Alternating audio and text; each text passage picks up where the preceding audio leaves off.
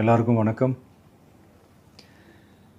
இந்திய அரசியல் சாசனம் நம்ம தமிழ்நாட்டில் இருக்கிற எல்லாருக்குமே கொடுத்துருக்கிற உரிமையில் ரொம்ப ரொம்ப முக்கியமானது ஓட்டிங் ரைட், வாக்குரிமை.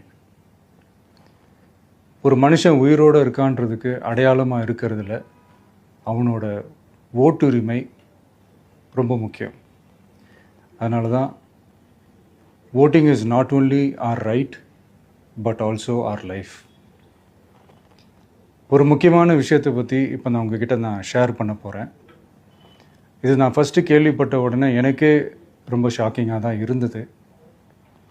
இப்போ நான் பேசிகிட்டு இருக்கிற இந்த நேரத்தில் தமிழ்நாட்டில் இருக்கிற நம்ம யாருக்குமே ஓட்டு போடுற உரிமையே இல்லைன்னு சொன்னால் நம்புவீங்களா? நான் நீங்கள் உட்பட யாருக்குமே அது இல்லை. நான் பயமுறுத்துறேன்னு நினைக்காதீங்க, அதுதான் நிஜமும் கூட. கொஞ்சம் ஏமாந்தால் நம்மளை மாதிரியே இன்னும் லட்சக்கணக்கான பேருக்கும் இதே நிலைமை தான். ஓட்டு போடுற அந்த உரிமையே இல்லாத மாதிரி ஒரு நிலைமை வந்தாலும் வரலாம்.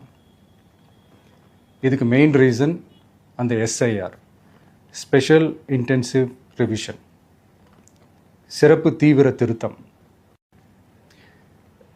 இப்போது இந்த எஸ்ஐஆர் நம்ம தமிழ்நாட்டில் எப்படி ஒர்க் ஆக போகுது? கடந்த ஜனவரி மாதம் எடுத்த அந்த கணக்கெடுப்பில் 6,36,00,000 வாக்காளர்கள் நம்ம தமிழ்நாட்டில் இருக்கிறாங்க. ஆனால் அவங்க யாருக்குமே இந்த ஓட்டு போடுற உரிமையே இல்லை.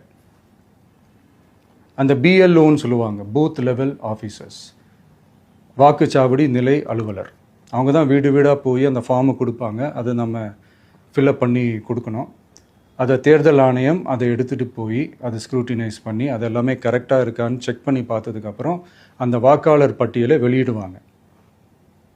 அந்த வாக்காளர் பட்டியலில் நம்ம பேர் இருக்கணும், அப்போ தான் நம்மளால் ஓட்டு போட முடியும்.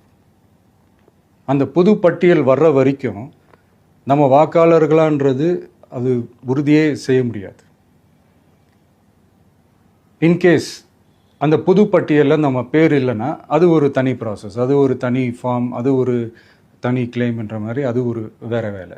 ஸோ இந்த மாதிரி நிறையா சிரமங்கள் குழப்பங்கள் இருக்கிறதுனால மக்களுக்கு இது மேலே ஒரு கன்ஃபியூஷன் ஒன்று இருக்குது. இது என்ன வெரிஃபிகேஷனா இல்லை ஒரு மறைமுக ரீரெஜிஸ்ட்ரேஷனா இல்லை இது ஒரு நியூ ரெஜிஸ்ட்ரேஷன் மாதிரியே தானா அப்படின்ற மாதிரி நிறைய கன்ஃபியூஷன் இருக்குது. அவங்க செய்ய வேண்டியதெல்லாம் ஒன்று தான்.